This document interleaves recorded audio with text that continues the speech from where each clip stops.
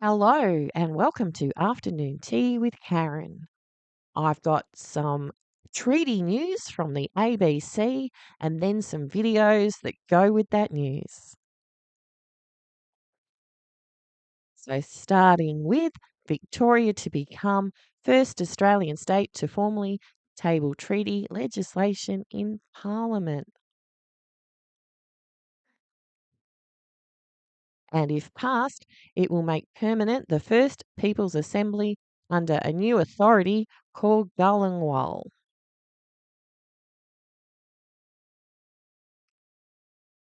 First set up in 2019. The Assembly is to elect Aboriginal people to negotiate a treaty on their behalf and will have the power to make rules on matters that directly affect First Peoples in Victoria. Ms Andrews said it puts into law the changes that will give Aboriginal people a say about how services and programs that are for Aboriginal Victorians are run. Treaty offers us a chance to reshape the story of this country. Under treaty, government must speak with us when making laws, rules, or policies about us. Gullenwal will also include 2 extra bodies to hold the government to account and to continue the truth-telling work of the Uruk Justice Commission. If you're new to my channel, just will fill you in that the Uruk Justice Commission comes from the United Nations Declaration of the Rights of Indigenous Peoples that the Labor government legislated back in 2023. With the intent of the voice to Parliament going through. Anyway, back to this. Victoria's primary and secondary students will also learn more about Victoria's First Peoples with a new curriculum to be developed for prep to Year 10 using the findings of the Uruk Commission. I'll have a look at some of their videos after this. The Girling Wall will be future-proofed with a Special Appropriation Act to be set up by Parliament, with the body to receive tens of millions of dollars a year once fully operational. The bill proposes that the expanded Assembly forms an independent accountability mechanism as required by the National Agreement to Close the Gap. The deal with the United Nations Declaration of Indigenous Peoples was after the National Closing the Gap Agreement, and that was with Aboriginal people according to births, deaths and marriages, whereas First Nations is a different system, so it will affect the gap now. Anyway, I digress. The process for treaty began a decade ago under the former Premier, Daniel Andrews, and Victoria is the first state to introduce treaty into its parliament. And the coalition says, oh, we don't want that, but like you've got a say in it because you haven't got your shit together about anything. The coalition's position will not stop the treaty with the Greens, Animal Justice Party, and Legalised Cannabis Party, all the regular suspects, all throwing their support behind it in the upper house. It has gone through without proper scrutiny or transparency. That's definitely, I agree with you there, Brad. The Greens will support the treaty bill without amendment because that's their gig too. Greens, First Nations people. The United Nations Declaration of the Rights of Indigenous People is the key document on which we base our national First Nations policy. So there you go, Truth Treaty Voice. I'll show you a one from Canada, a video first on UNDRIP. The one to worry about here is number 9. Review the native title legislation to make it consistent with the UN Declaration of the Rights of Indigenous Peoples. So if the voice had gone through federal parliament, they were coming for Mabo. And it's in this document on page 44. Reform to Native Title Act, land rights and heritage protection laws. So yeah, that's why they didn't want to tell you what the constitutional change was, because Mabo's in the High Court. Anyway, from the UN Department of Justice. Have you heard of the United Nations Declaration on the Rights of Indigenous Peoples? This is a document that sets global standards to uphold the human rights of Indigenous peoples, also known as a human rights instrument. For decades, Indigenous leaders from Canada and around the world had advocated for and helped draft a declaration to promote and protect the rights of Indigenous peoples. In 2007, the United Nations adopted the Declaration. This declaration sets out a broad range of human rights. For example, it affirms such rights as the right of all Indigenous peoples to self-determination and self-government, to decide what is best for their communities and to participate in decisions that affect them, the right to have their treaties and agreements honored and respected, the right to use and teach their languages and histories and to practice their cultural traditions and customs, the right to access social and health services without discrimination and to improve their economic and social well-being, the right to be free from any kind of discrimination and to live in peace and security as distinct peoples. In Canada, the Declaration is a roadmap for the shared journey of reconciliation, one that respects the human rights of Indigenous peoples. To learn more about the Declaration and how Canada is working with Indigenous peoples to implement it, visit canada.ca/declaration.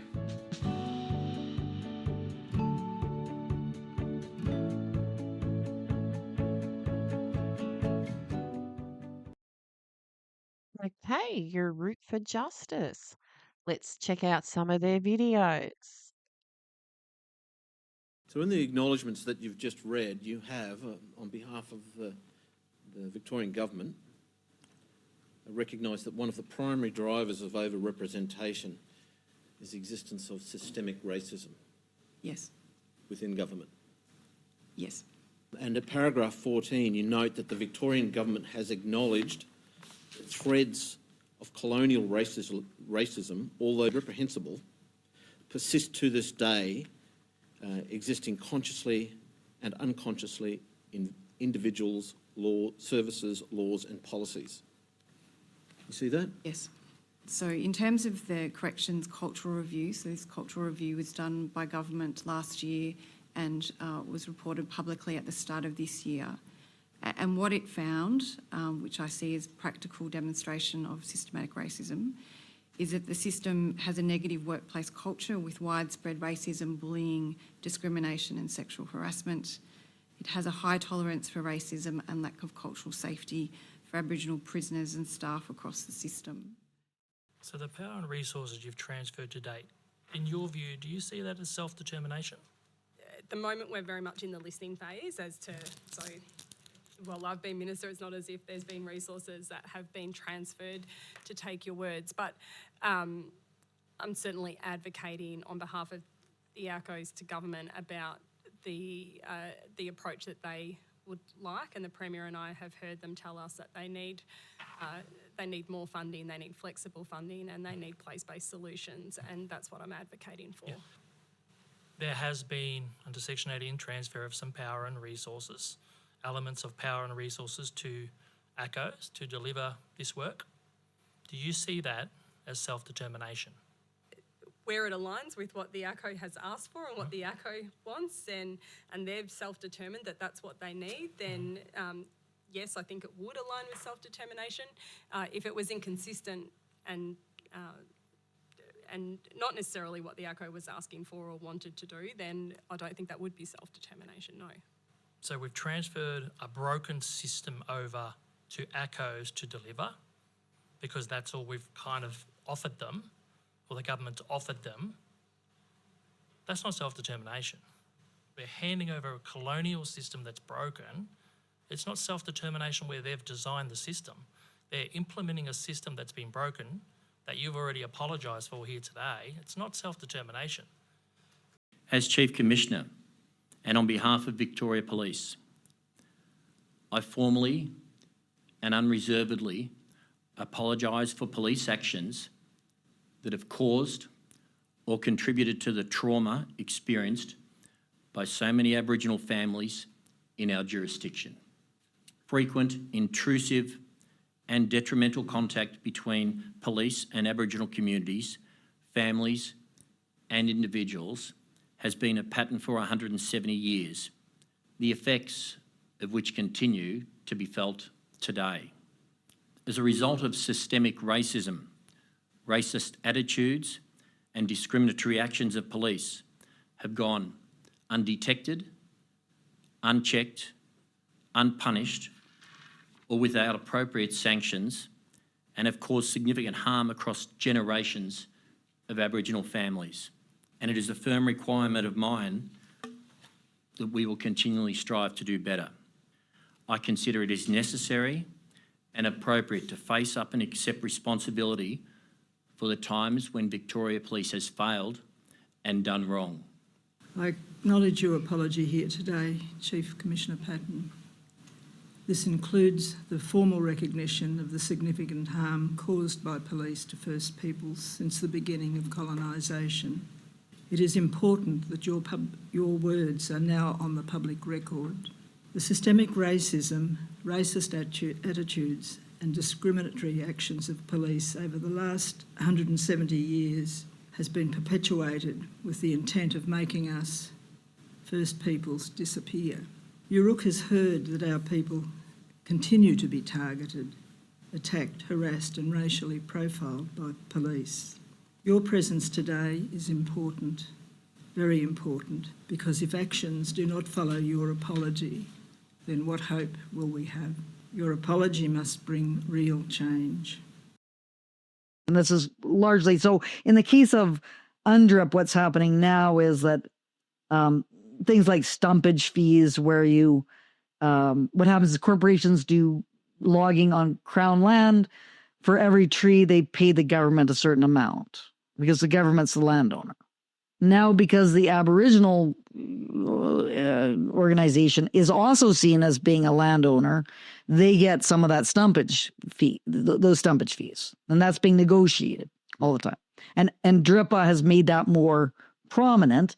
What happens there is people say, well, that's a good thing because, you know, this means that Aboriginal groups are getting this funding, which then they're going to be able to use to support, you know, the marginalized members and all this. But that's not what that money goes for. No. So the government of Canada still has to fund Aboriginal groups to deal with the marginalized members, but then but it doesn't have the stumpage fees that it would be getting to help it to do that. So you're just taking away the tax base, which was used to provide services to all British Columbians, is now no longer. So this is so that's generally what's been happening with DRIPA. But we have the corporations and who owns the corporations, all these kinds of questions. That's what's got to be studied in terms of what's happening internationally with this. But we definitely do know DRIPA undermines Canadian sovereignty, undermines British Columbia sovereignty. That's a fact. Yes. Now, what that's going to actually mean in terms of the powers that come in and start, you know, influencing the Aboriginal organizations is an open question, which needs to be examined. Yes. And that's the treaty inspiration taken from Canada's British Columbia.